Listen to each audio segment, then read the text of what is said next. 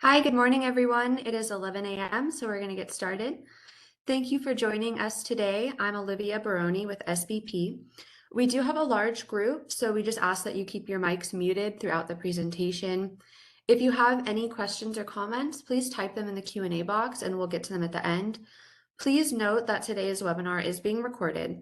And also I'll be sending the slides out today from the presentation, so look out for that in your inbox this afternoon. SBP is a disaster recovery and resilience nonprofit working to shrink the time between disaster and recovery. As part of that goal, we've partnered with the Walmart Foundation to present webinars focused on educating disaster recovery leaders to fortify people against unnecessary suffering. SBP has 5 interventions: rebuilding efficiently, sharing our model with other organizations, preparing home and business owners through resilience training, advising municipal and state officials, and advocating for policy changes and improvements to the disaster recovery industry. We believe in a holistic approach to disasters, increasing resilience before and streamlining recovery after. So now I'll pass it over to our Senior Government Advisor, J.R. Sanderson. And thank you, Olivia. Folks, we're running a leader practitioner course in July. We're full for that. We are about 90% full for our September course.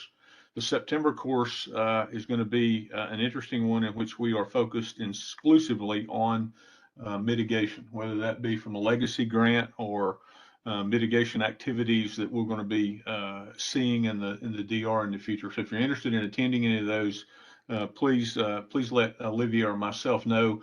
We do have seats open for the November course, but we're filling fast. So this is, of course, paid for. Your travel expenses, lodging, instruction, course materials are all paid for, of course, by the Walmart Foundation for this course. So we'd like for you to come and meet us and join us. If you're interested in that, please let us know. Next chart, please. We are going to continue with our webinar series. Again, this is also part of the Walmart Foundation grant. On August 17th, we're going to do one of our all-time favorites, which is federal cross-cutting requirements. A lot of folks out here will really fall into that. We've got a lot of you signed up, but if you have friends and neighbors and folks you work with that you think this could benefit, we'd ask that they would join. In September, we're going to do common pitfalls. In October, HUD proofing, and then in November and December, we're going to do a little leadership and organizational effectiveness. We will publish our 2023 calendar and schedule sometime in the September timeframe. So watch out for that and join us for as much of this as you possibly can. Next chart. Ask that you continue to follow us on LinkedIn. We appreciate the followership that we have there, and we believe that we're developing a pretty good network of disaster recovery folks, mitigation folks across the nation with that. Next chart. I now get the opportunity to introduce Joe Boyes. Joe is one of my favorite people. Joe probably has one of the highest disaster IQs of anybody you're ever going to meet. He worked for us in South Carolina for many years and remains there as the division recovery director. Joe has got numerous experience in this. If there's something out there to be planned, he has planned it. He's just phenomenal and a great teacher.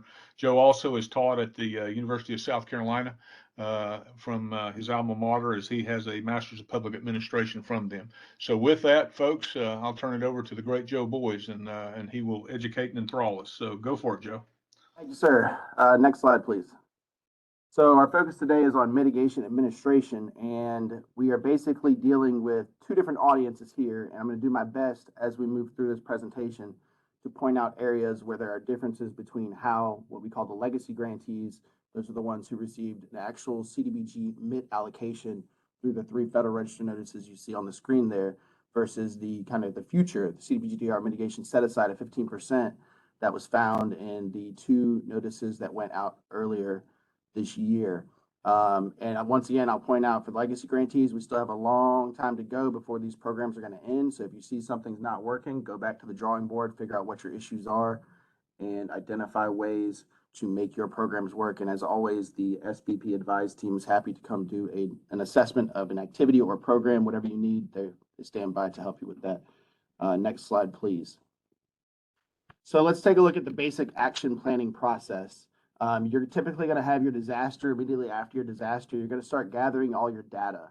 You're going to want to set up all your data sharing agreements with FEMA and with the SBA so that you get the information you need so you can develop your needs assessment as soon as your Federal Register notice is released or prior to. You're going to want to let that needs assessment inform what actual programs that you want to implement.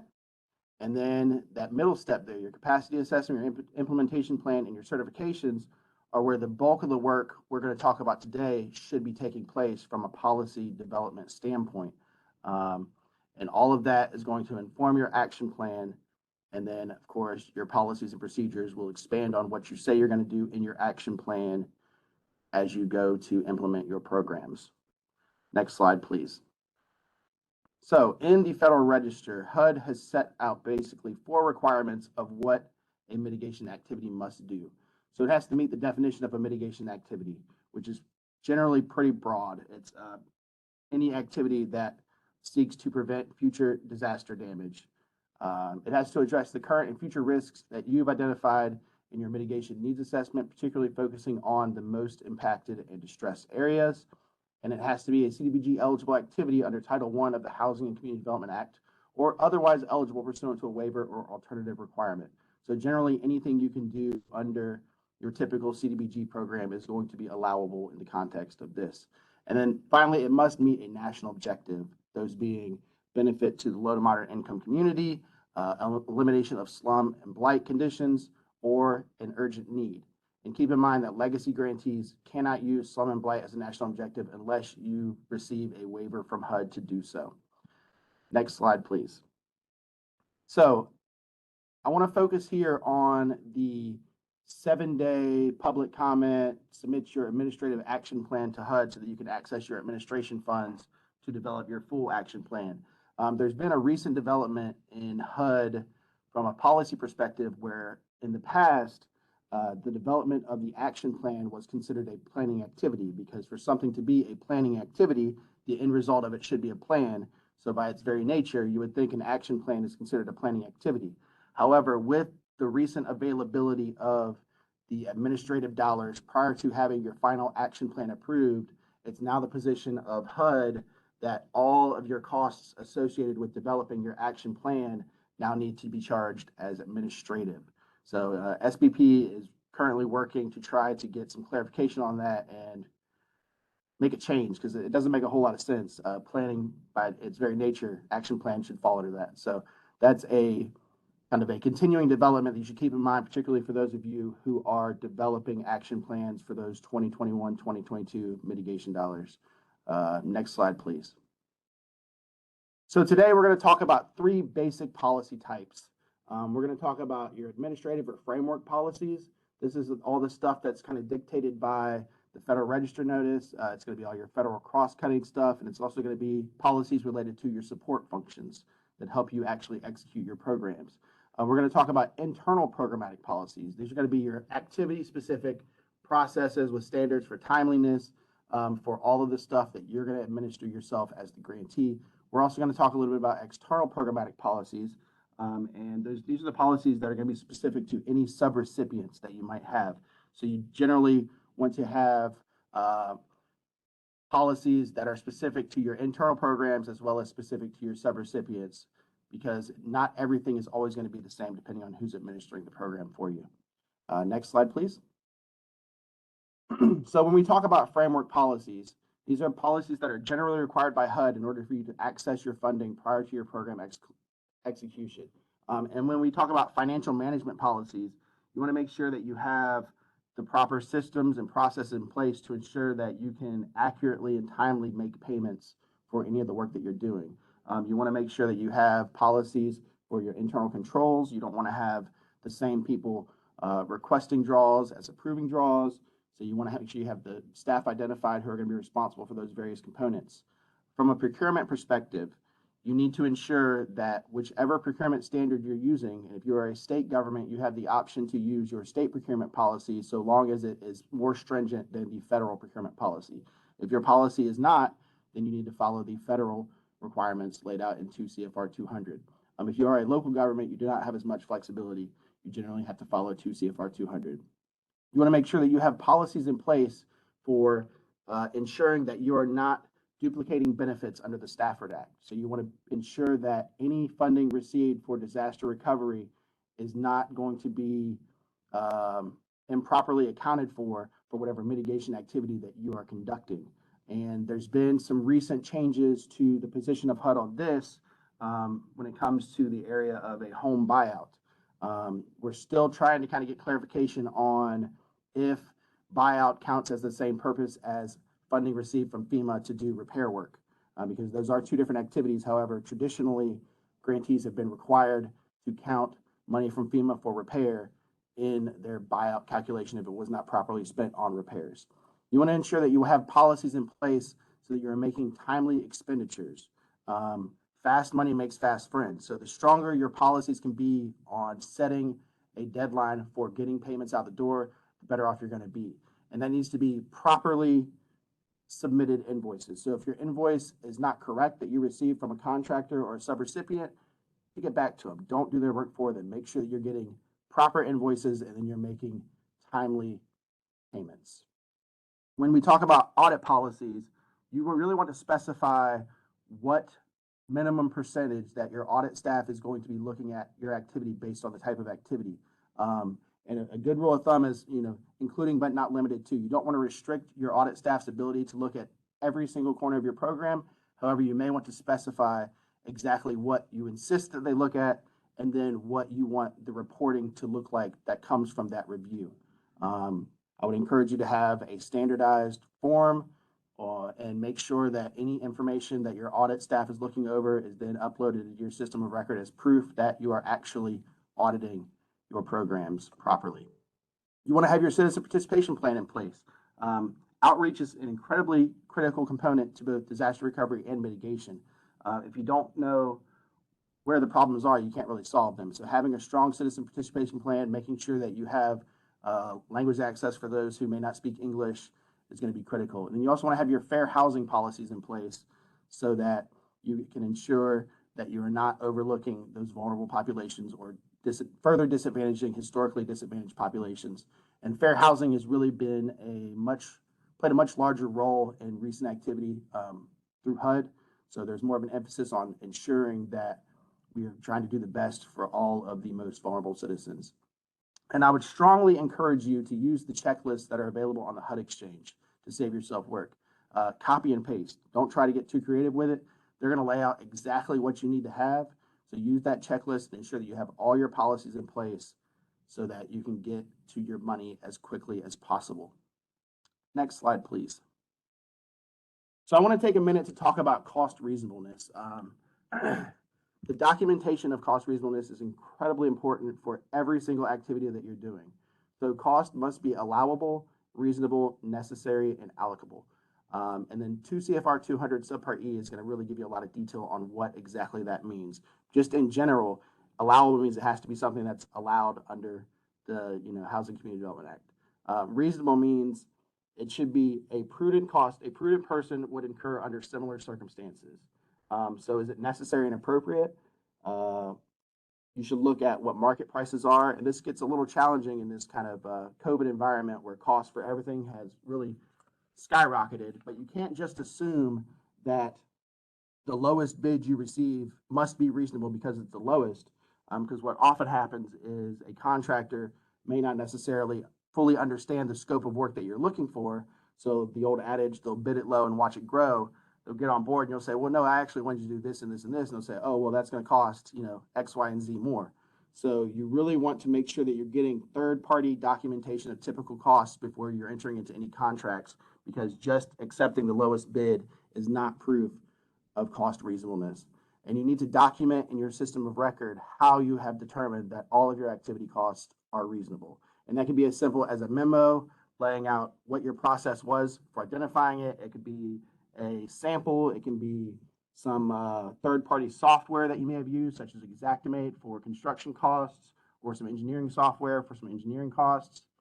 And just be sure that you properly document that. Next slide, please. So when we talk about our programmatic policies, which we're going to get into in a minute, generally you want 80% of all of your issues to be solved by paper, so on policy. About 20% of your stuff, you're going to need some sort of human interaction. So you need to have some sort of mechanism in place for situations that arise that aren't necessarily covered by your policy or maybe it makes sense in the best interest of the applicant to have a deviation from your typical policy. So what we did in South Carolina is we developed what we call a special case panel who would address any situations such as those. And they meet twice a week and review cases and then make a decision. And then we properly document that decision in what we call a decision memo and put it in the case file. And that's generally been a good approach for us and is acceptable to HUD for deviations from your policy. Just be sure that you're properly documenting any situation where you might deviate from policy. Next slide, please. So depending on how you intend to lay out your programs, your policy needs may be a little bit different. And I've laid out here 3 different types of approaches that you can take. So under a grantee centralized model, that's where you as the grantee are going to directly run all of your programs and activities, providing direct goods and services to some eligible beneficiary, whether that's a citizen or a local government or a nonprofit. There's also the approach of a grantee subrecipient model where you as the grantee will lay out all of the policy and then provide the funding to some subrecipient, whether that's a unit of general local government or a nonprofit, and then that subrecipient will then directly run your programs, providing goods and services to an eligible beneficiary. You can have both worlds where you have a grantee hybrid model, where you run programs yourself as the grantee, you set policy, and you have subrecipients run programs on your behalf, all the while providing a service to an eligible beneficiary. And I would encourage you, if you have a hybrid model approach, what we've found here in South Carolina is that generally, if your activity involves people, we try to run it internally.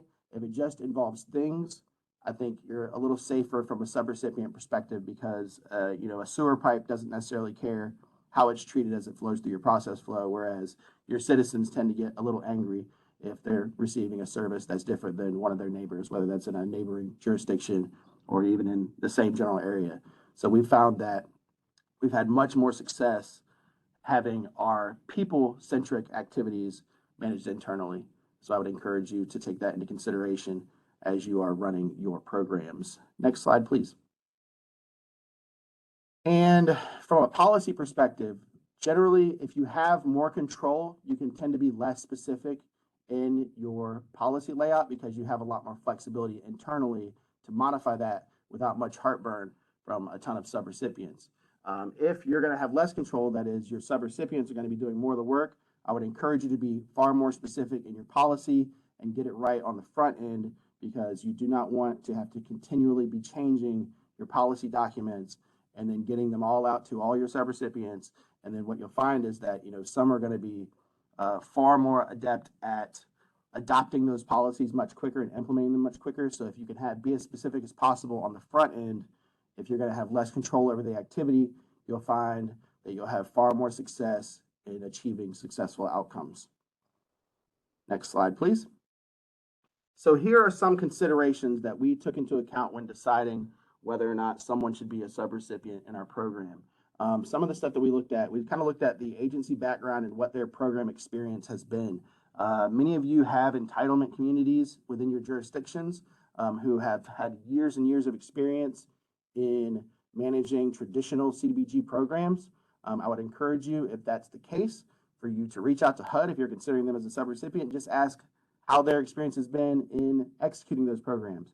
Because what you'll find is that even in some of your more large jurisdictions, they may not necessarily be the best at spending money efficiently and effectively, and you do not want to compound that problem by allowing them to run activities for you because you can create a potentially politically sensitive issue where you're trying to get funding back from one of your larger subrecipients who isn't necessarily focused on achieving the outcomes that you want them to achieve. When you're evaluating your subrecipients, you want to take a look at their personnel and their staff capacity. Who do they have planned to execute your programs for you? You do not want this to become someone's other duty as assigned.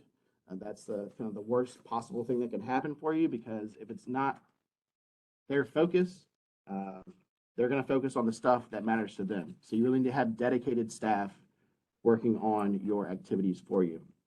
You want to make sure that they have the same type of systems in place to ensure that they have the financial capacity to execute as you would as the grantee. And then you want to make sure that they are complying with proper insurance, bonding, and workers' compensation processes. Next slide, please. You need to know how that agency is going to monitor its own progress and how you're going to monitor their progress as well. You need to identify what data collection tools that are going to be used. And then you also want to make sure that they're complying with audit requirements, particularly if you are providing them with $750,000 or more to execute your program. They are required to comply with the single audit requirement. And you want to try to highlight the organizational strengths, the record-keeping methods, the financial systems, if they have written policies for how they intend to manage people and money. Those are all key components. Next slide, please. So when you're dealing with organizations that aren't necessarily a local government, you really want to get a copy of their articles of incorporation and any bylaws that they might have. You want to make sure that you have documentation of who is authorized to request funds, as well as whatever governing body, whether that's a nonprofit board or a local government council, you need their authorization to actually move forward as well, so that you can ensure that you have accountability from the people that are in charge of the organization, just in case things don't go the way you planned. They need to designate an authorized official, and you really want to get a copy of their org chart so you can kind of figure out who's going to be doing what in terms of the work that you intend to have them carry out. Next slide, please.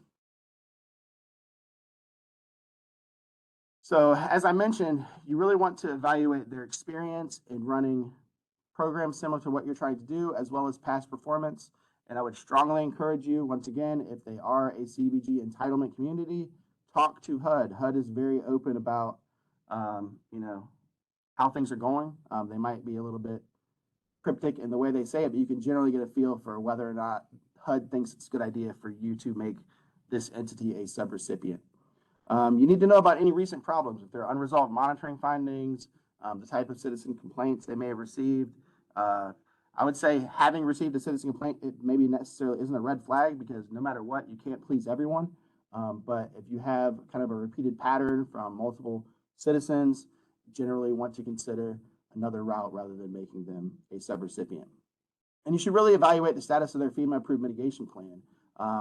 Do they have it updated? Are they following it? And you really want to ensure that you're not going to have any sorts of conflict of interest. When you get to procurement at the local level, that can get real tricky.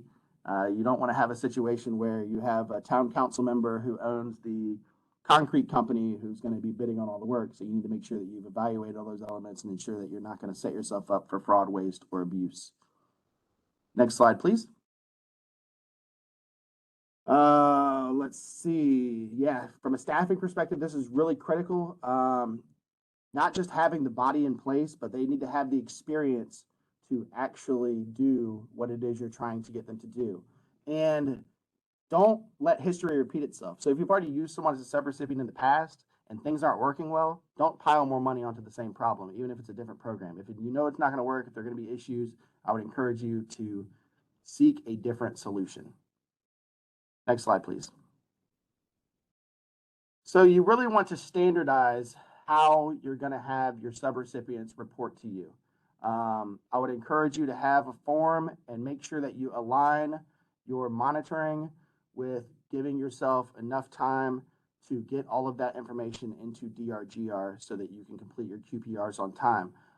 You can allow your subrecipients to enter information into DRGR, but as I mentioned before, you don't necessarily know what you're going to get if you do that. So I would encourage you to internally have a staff member who's inputting all information in DRGR and set up your reporting structure so that they get those reports with enough time to get that QPR completed. So you want to set it up to be due on July 1, not July 20th. That way you can report on what happened in the prior quarter, what work has been completed, what work is anticipated next, how much money have you spent, how much money have you obligated.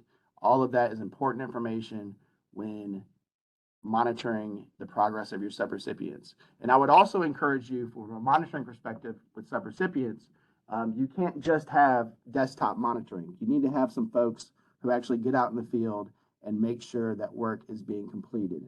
We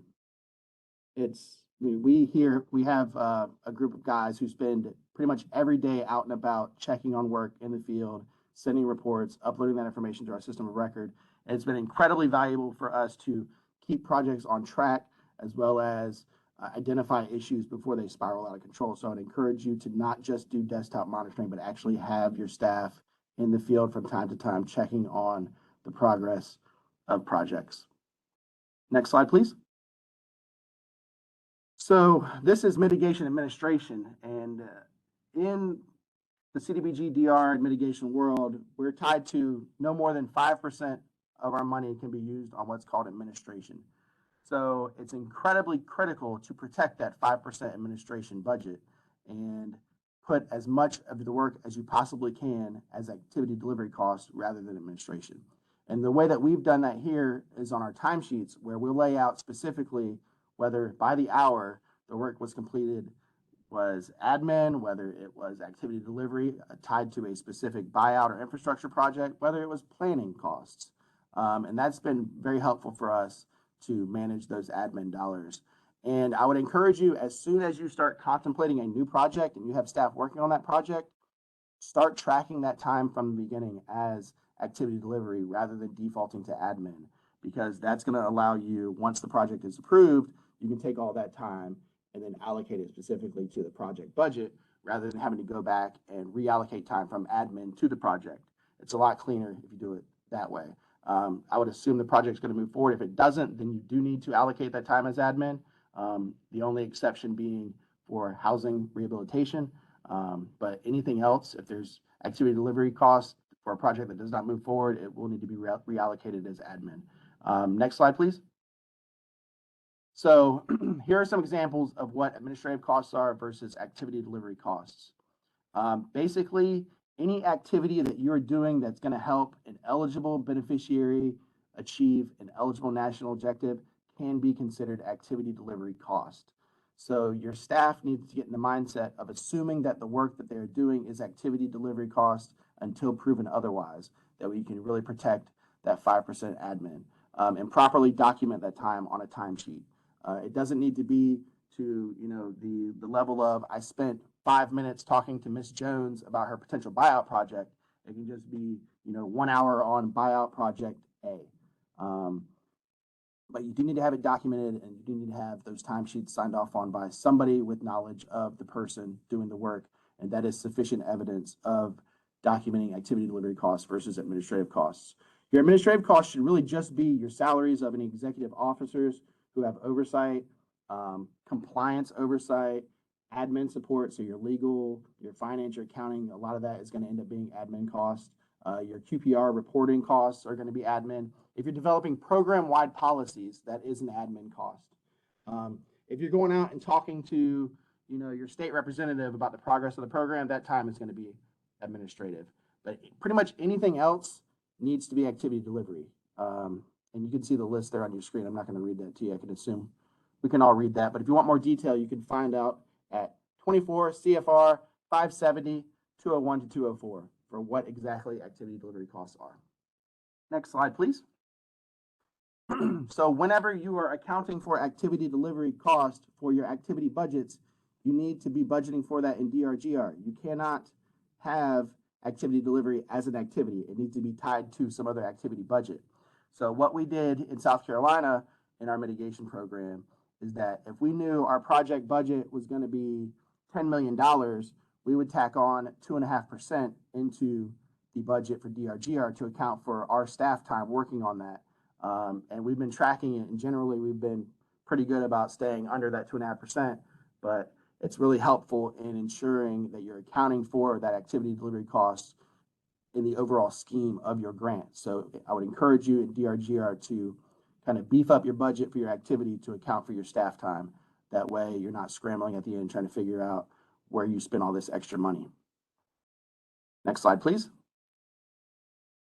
So today I'm going to focus on some process flow policy considerations, and I'm going to use a buyout program as an example, but you can do these same process flows for whatever else it is you intend to do as an activity. And the key thing I want to point out here is that from a policy perspective, you really want to make sure that you're doing two things. You have sufficient policy controls in place so that a project doesn't move from one phase to another when it's something critical hasn't been completed. And you also want to make sure that you have policy considerations in place so that a project doesn't get stuck in one phase and can't move forward. So you want to try to have timeliness standards associated with your policies to keep projects moving through your process flow so that you can achieve your objectives. So we're going to dive into each of these various components and kind of some lessons learned and some considerations you might want to take when dealing with developing your policies for your process flow. Next slide, please. So when you're talking about your application policy considerations, you want to think about who you're going to let apply. Is it going to be individuals? Are you just going to let local governments apply? Are you going to allow for conservation nonprofits to apply to potentially buy out land? And there are challenges associated with each of those elements when it comes to particularly the end use of the property. If you're going to let individuals apply, that's going to be a lot more outreach on your part to ensure that you're hitting the right pockets so that you're not missing out on folks. When we talk about the property type considerations, are you just going to do single family housing? And for HUD, of course, that's 4 units or less are considered single family. Are you going to do multifamily? If you are, that's going to trigger some additional requirements such as Davis-Bacon requirements. So keep that in mind. Are you going to allow for any sort of commercial activity for an economic revitalization activity? Ideally, you're going to end up with way more applicants than you have funding available. So you need to consider how you're going to prioritize those applicants to ensure that you're serving the most vulnerable. Are you just going to look at income? Are you going to look at their exposure to future flood risks, whether that's through the FEMA flood maps, which tend to be typically outdated, or you're going to use some other independent data source? First Streets is a data provider that has some flood data that looks out to up to, I think, 2050. So you might want to consider looking at an independent data source. Are you just going to go based on prior flooding events? So evidence of repeated flooding events. These are some considerations that you want to take when dealing with the application phase of your buyout program. Next slide, please. So when we talk about eligibility, you want to think about income considerations. Are you going to allow for only 80% or below area median income? Are you going to allow for up to 120? Are you going to allow for over 120? If you allow for over 120, you need to be mindful of the fact that your applicant had to have flood insurance if they're above the 120% AMI in order to be eligible to participate in a buyout program. When you're dealing with ownership, a huge challenge we found in South Carolina is this issue of heirs property, where the last recorded deed might have been from 1872, and you've got 42 different heirs who all need to sign off on this property so that they can participate in your program. So you really want to have a plan in place for navigating those issues, whether that's trying to identify some sort of free legal service that can help your applicant navigate tracking down all the heirs and getting that properly documented so you can move forward. And you want to be considerate of your location when talking about eligibility. Are you only going to work in the FEMA floodplain? You do have the option as well to define a disaster risk reduction area. However, I would be careful when defining disaster risk reduction areas, because if you intend to do other work in that disaster risk reduction area, it's not a very good look if you've said, I'm going to buy out this area, but right next door to it, I'm going to fix this house too. So you really want to be careful in how you define that disaster risk reduction area and make it as narrow as possible for your particular buyout that you're conducting. Next slide, please. So some considerations for environmental and DOB. You really need to think about what type of environmental is going to be most appropriate.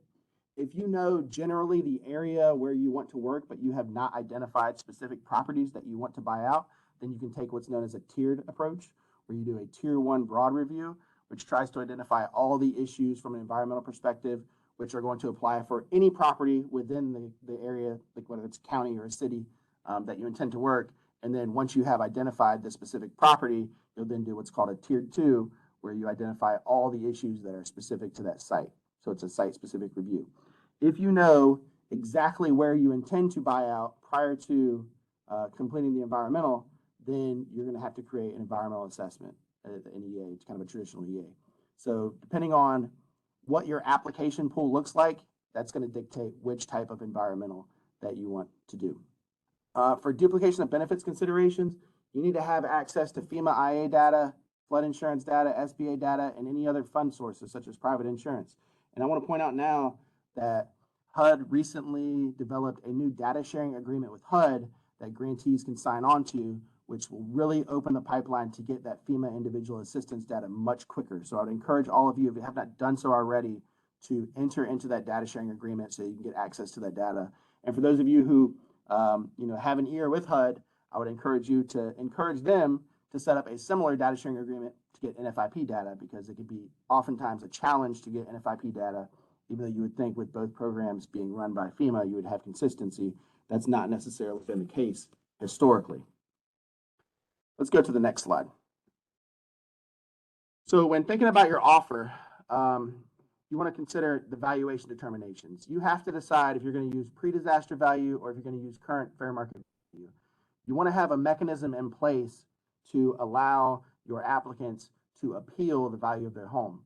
And for incentives, you can offer incentives for low to moderate income, you can offer a relocation incentive, you can offer other options. When you're offering a relocation incentive, be mindful of the national objective that you use, because you may need to track where the applicant moves to, do an environmental on the home they intend to move to, and then ensure that there are no lead-based paint issues in that home. So there can be some additional costs depending on how you structure your relocation incentive if you're not careful. I want to talk about one incentive that we used here in South Carolina in our buyout program, because we initially said we're going to use pre-disaster value because we assumed that would be most advantageous to our citizens.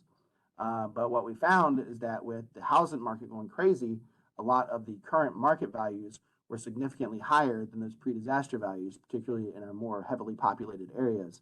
So we developed what we call a market adjustment incentive, which basically allows us to provide an incentive to meet the delta between the pre-disaster value and the fair market value. So we basically had to have our cake and eat it too. For those areas where pre-disaster value is better than fair market value, we just use pre-disaster value. For areas where fair market value is better than pre-disaster value, we use pre-disaster value plus our market adjustment incentive. And it's been helpful in getting us to have participation in communities where it would make far more sense for them to sell the house to someone else because they can get way more money, which is just going to continue to exacerbate the issues we're trying to solve. So it allows them to participate in our program without missing out on the money that they feel they are entitled to.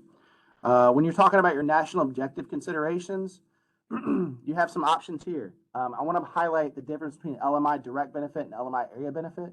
LMI direct benefit is going to be any money that you provide to an LMI beneficiary that exceeds the pre-disaster or the fair market value of the house. So that would be your incentives. If you're going to be using LMI area benefit, you need to ensure that the area where you are conducting the buyout is going to have a benefit to the community that's left behind. So if the surrounding community is LMI and the area you're buying out is going to be green space that they'll have access to as a kind of a nature park area, then by all means use LMI area benefit. But you really have to be careful how you document that LMI area benefit and ensure that 51% of the service area for that area is LMI. And if those don't work, you can just use urgent need.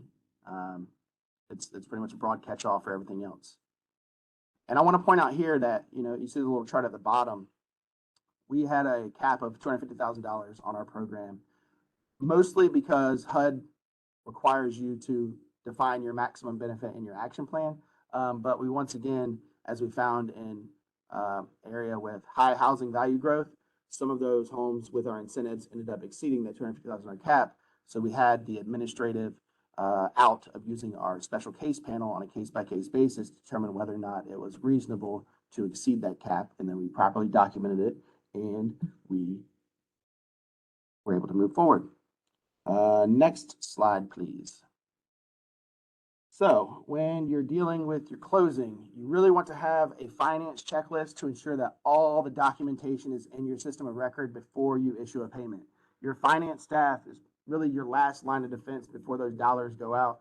So they need to be familiar with your processes and they need to be living in your system of record to ensure that all documentation is in place before you start cutting checks. You really want to clearly outline the move-out requirements to your citizens so that you can manage those expectations. The last thing you want is for somebody to be rushing to get all their stuff out and then you have a complaint because the citizen didn't have enough time. So at the offer phase, I would strongly encourage you to outline what the closing phase is going to look like from a timing perspective so that your citizens are not unprepared. A lot of the work we do is with the low to moderate income community, and many of those folks probably don't have the money to find somewhere else to move while they wait for you to cut them the check for the value of their home. So you may want to consider a move-out incentive payment that is paid to them after the offer is accepted, but prior to closing, once you've ensured that there are no obstacles to closing. That way they have ample time to find somewhere else to live in the interim while they wait for the value of their home to arrive. And then you want to make sure that you have all your documentation in place prior to moving to demolition. Next slide, please. So with demolition, you really want to be mindful of complying with environmental requirements to address lead-based paint and asbestos. You do not want to create a situation where you are contaminating the area. You want to clearly define through your policies what structures you want to have removed. So for example, are you going to remove all impervious surfaces, all driveways, everything? It needs to be natural green state. And then you want to set requirements for the proper disposal of all your debris based on your jurisdictional standards. Next slide, please. So this is, I think, probably one of the most important parts of what we'll talk about today. In a buyout program, you need to figure out who's going to own the property once it's bought and it's cleared. And there are some options here, which I've highlighted kind of red, yellow, green as, you know, this kind of the not ideal to a little better to probably the most ideal situation. There are situations where you can allow the current owner of the property to maintain ownership of the land. So you just pay them the value of the property and any structures on there. You deduct out the value of the land, you demolish everything, you put a restrictive covenant on it saying it has to be permanent green space, and then that owner keeps it. That's kind of a last case scenario for us because they have no interest in keeping that land that they can't do anything with. Now they just have kind of a minor tax obligation in perpetuity. They're probably not going to pay it after the first couple of years, and then the local government's going to sell it off at a tax sale.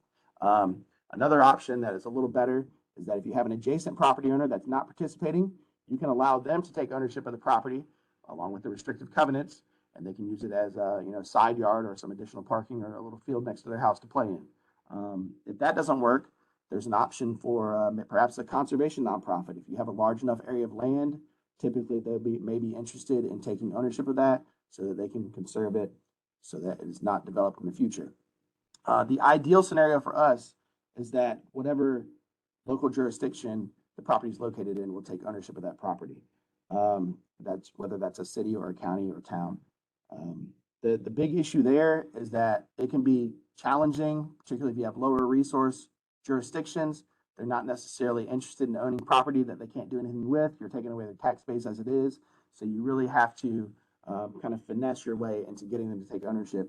And one tool that we found effective is that if you have enough interest from their constituents, then they reach out. You can often get your citizens to help kind of grease the wheels for your politicians, local leaders to be willing to take ownership of that property. Next slide, please. So kind of wrapping up, here's some final thoughts. You really want to get your framework policies established early on. You need to have many, if not all of them, in order to access your funding. And it's going to be critical that you do that as quickly as possible. Before you start working on anything, outline your process flows, then use your policy to set your standards so that you can have checks and balances within that flow and maintain the flow so that projects move forward. I can't emphasize this enough. You want to be more specific when you have less control over the outcome. Be as specific as possible when developing policies that your subrecipients need to adhere to. And you're going to find, particularly when it comes to programmatic policies, they need to evolve over time as you learn lessons. So you need to have a process in place for being able to update your policies and continue to revisit them regularly as you run into new situations and new challenges and decide whether it's something that you should use your administrative out through some sort of special case panel, or if perhaps it's time that the policy evolves. And with that, I will now open the floor for questions. Well done, Joe. Thank you so much. That was exceptional. Good briefing.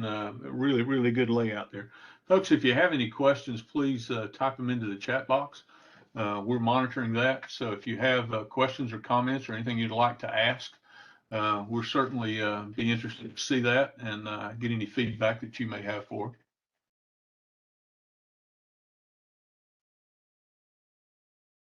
Olivia, are you seeing anything in the chat box? I see no questions, so we will move on, but certainly if anyone has follow-up questions after this meeting, you can email me or JR and we'll get that answer to you.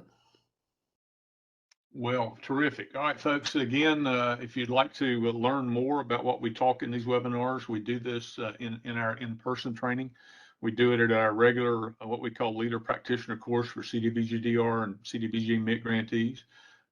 Feel free to come and join us. If it's something that you're interested in, email Olivia or myself. And this, again, is paid for by the Walmart Foundation. We're real proud of our grant. This is a course. It's not a conference. So we do have a great time in terms of social events, but we do test people because if we're going to put our name on it, we're going to say that it's worthwhile. So let's go to the next chart. And again, Sorry, hold on one sec, JR. I actually did get a question. A couple people asked if we're sending out the slides. I will be sending out the slides. And we got a question, would a commercial property add value to an area? Joe? Yes, it does. I mean, but you have to, yes. It can get tricky though when you're trying to figure out like future economic loss. That's not something that I can really speculate on at the time, but I think you really have to take into account if it's flooding repeatedly. Yeah, while it's commercial, it might be a little more valuable, but how valuable is it if they have to keep repairing it every time it rains? So it's really a case-by-case basis, and that's why you have appraisers. You really need to have a third-party independent appraisal of any properties you're considering in a buyout. But commercial properties generally tend to be more valuable than residential from a land use perspective. Great, thanks, Joe. And if anyone needs follow-up on that, again, you can email us and we'll get back to you. You seen any others, Olivia? I'm empty here. No other questions have come in. Okay. All right. Again, here is the list of the upcoming webinars. We ask that you continue to join us on these. Again, these are paid for by the Walmart Foundation. Next chart, please. And follow us on LinkedIn. We enjoy the company of all these great public servants that joined us today. I was scanning through the participant list. I know many of you out there, and I hope that we've been a good service for you here today. Next chart. And thank you so much. And I pass this back to Olivia. Thank you, Joe. Great. Thank you, Joe and JR. And on behalf of SBP and the Walmart Foundation, just like to thank you all for joining us today. I will be emailing out the slide deck to everyone who was here. So look out for that in your inbox. I'll also send out a convenient link where you can view and register for our webinars for the rest of the year. And again, if you have questions about LPC or anything that was presented here today or any of our upcoming events, please reach out and we'll get you that information and hopefully get you registered for some of our events. All right, well, thank you, everyone. Have a great rest of your day.